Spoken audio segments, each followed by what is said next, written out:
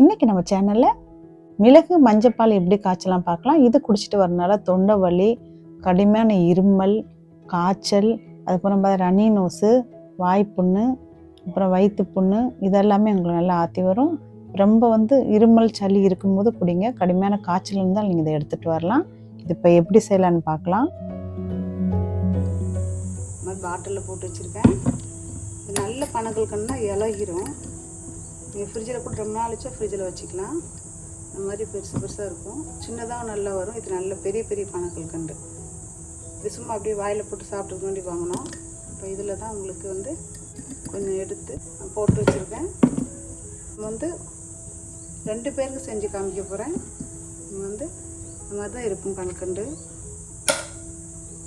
இது நம்மளுக்கு பெருசு பெருசாக இருக்குனால கல் மாதிரி இருக்குது. இது கொஞ்சம் தண்ணி ஊற்றி நம்ம கரைச்சி எடுத்துக்கலாம். கொஞ்சம் ஒரு 1/2 கிளாஸ் தண்ணி ஊற்றி பாலையும் பனங்கல்கிட்ட ஒன்றா சேர்ந்தால் சூட்டோட உங்களுக்கு பார்த்திங்கன்னா திரிஞ்சு போயிடும் பால். இன்றைக்கி நம்ம மஞ்சள் பால் காய்ச்ச போகிறோம். இது கரையிட்டும்.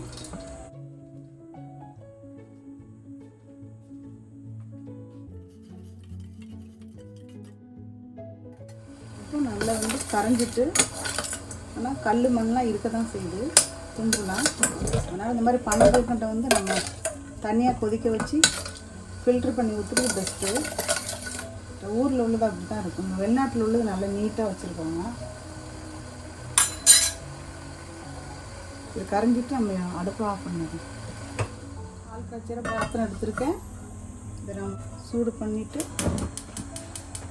பால் ஊற்ற முன்னாடி ஒரு 1/2 கிளாஸ் தண்ணி நம்ம ஊற்றிக்கணும். பால் காய்ச்ச முன்னாடி கொஞ்சம் தண்ணி சேர்த்துக்குங்க. அப்போ தான் பால் அடி பிடிக்காது. இதில் ஒரு 200 பால் 2 பேருக்கு காய்ச்சிரும்.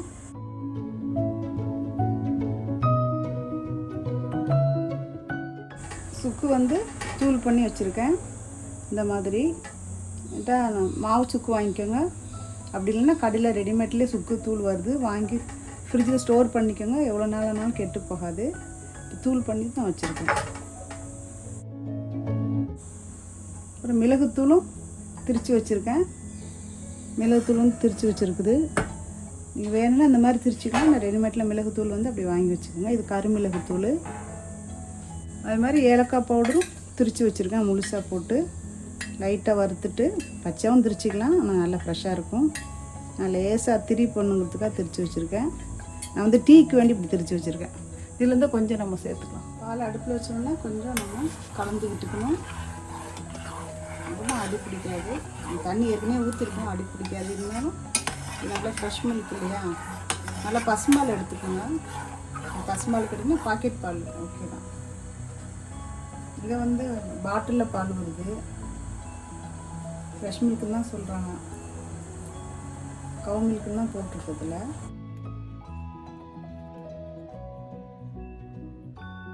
நல்லா பொங்கி வரட்டும்.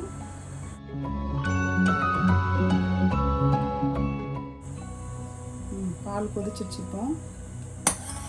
நல்லா பால் கொதிச்ச அப்புறம் தான் அந்த ஐட்டம்லாம் சேர்க்கணும். எங்கே உள்ள பால் ஒன்றும் செய்யாது, தெரிஞ்செலாம் போகாது, நல்லாயிருக்கும் எப்படி காய்ச்சினாலும். நான் ஊர் உள்ள பாக்கெட் பால்னால் கொஞ்சம் டக்குன்னு தெரிஞ்சிடும். கவனமாக நல்லா கொதிச்ச அப்புறமா நீங்கள் எல்லாமே நம்ம சேர்த்துக்கலாம். இதில் 1 டீஸ்பூன் அளவுக்கு சுக்கு பொடி, ஏலக்காய் தூள் 1/2 டீஸ்பூன் அளவுக்கு,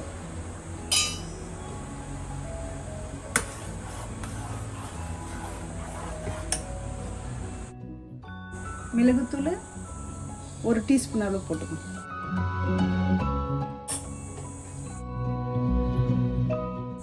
மஞ்சத்தூள் 1/2 டீஸ்பூன் அளவுக்கு போட்டு நல்லா கலக்கிட்டு ஒரு கொதி வந்தோடனே ஆஃப் பண்ணிக்கலாம். ஆஃப் பண்ணிவிட்டு நம்ம ஏற்கனவே அந்த இது காய்ச்சி வச்சுருக்கோம் பனங்கல்கண்டு. நீங்கள் பனங்கல்கண்டு பதிலாக நீங்கள் கருப்பட்டி போடலாம். இந்த ப்ரௌன் சுகர் தான் போடலாம். வெல்லம் வேண்டாம். இந்த தொண்டை வலிக்கு வெல்லம் சாப்பிடக்கூடாது. நல்லா கொதித்து வந்துருச்சு பார்த்திங்களா, எவ்வளோ சூப்பராக இருக்குண்ணா. ஒரு 5 நிமிஷம் அப்படியே மூடி வச்சுருவோம். மூடி வச்சுட்டு 5 மினிட்ஸ் மூடி இருக்குது.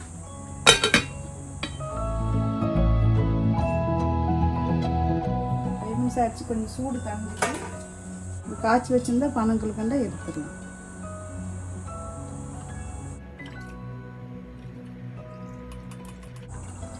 இவ்வளோ கல் மண் இருக்குதுன்னா ஒரு கல் மண் இருக்கும்.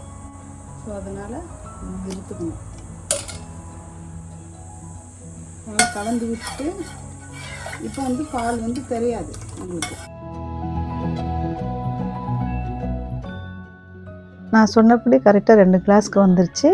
இதை ஃபில்ட்ரு வச்சு எடுத்துக்கலாம். இல்லை சுக்கு பொடி மிளகு பொடி எல்லாம் போட்டுக்கனால எல்லாம் தூளாக இருக்கும். நம்ம ஃபில்ட்ரு பண்ணி தான் குடிக்கணும். இந்த பால் நீ எப்பவும் தொண்டை வலியாக இருக்கும்போது காய்ச்சி கொடுக்கும்போது பனங்கல்கண்டு சேர்த்துக்கோங்க. இல்லைன்னா கருப்பட்டி இல்லைன்னா ரா சுகர் இருக்கு இல்லையா, அது சேர்த்துக்கலாம். ஆனால் நீங்கள் வந்து வெல்லம் சேர்க்கக்கூடாது. மண்டை வெல்லம் அச்சு வெல்லம்லாம் சேர்க்கக்கூடாது. நைட்டில் குடிச்சிட்டு படுக்கும்போது அச்சு வெல்லம் இதெல்லாம் வந்து தொண்டை வலி கொண்டு வந்துடும். ஸோ மார்னிங்கில் ஓகே, ஆனால் நைட்டில் வந்து கண்டிப்பாக நீங்கள் இந்த பாலில் வந்து வெல்லம் சேர்க்கக்கூடாது. நீங்கள் நைட்டில் தூங்க போகும்போது இந்த பால் காய்ச்சி கொடுங்க. இருமல், சளி, காய்ச்சல் தொல்லை, ஒரே வாய் விடாமல் இருமிட்டு இருப்பாங்க, தொண்டை வலி, அப்புறம் தொண்டை வேதனையாக இருக்கும், அதுக்கெலாம் நல்லா கேட்கும். வாய்ப்புண்ணு கூட ஆற்றும் சீக்கிரமாக. எல்லாருமே இதை எடுத்துக்கலாம். நைட்டில் வந்து படுக்கும்போது இது குடிச்சிட்டு படுக்கலாம், நல்லது. காலை டைமும் வேணுனாலும் நீங்கள் காய்ச்சிக்கலாம், எப்போ வேணாலும் குடிக்கலாம். இந்த மிளகு மஞ்சப்பால் உங்களுக்கும் பிடிக்கும்னு நினைக்கிறேன். பிடிச்சிருந்தா ப்ளீஸ் லைக், ஷேர், சப்ஸ்கிரைப். மீண்டும் ஒரு நல்ல வீடியோவில் சந்திப்போம். தேங்க்ஸ் ஃபார் வாட்சிங் ஃப்ரெண்ட்ஸ்.